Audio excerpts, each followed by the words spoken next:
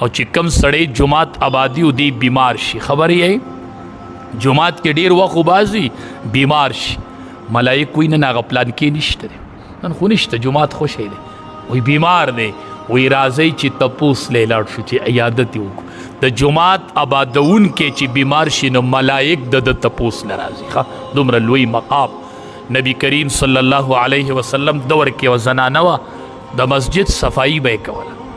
مونږ چې د مسجد صفائی چې څومره چرته کمزورې کسي محله کې هغه ته وسپارو چې دا به دې کوي، بس ښه خبره ده، کینه ستا حاجت نشته. ښه هغې به د جماعت صفائی کوله. وفات شوله، نبی علیه السلام تپوس وکړه زنانه وی وفات شوې ده، وی تاسو ګوره ما ته نه وي چې ما یې جنازه کړې وي، بس وی مونږ دفن کړلو.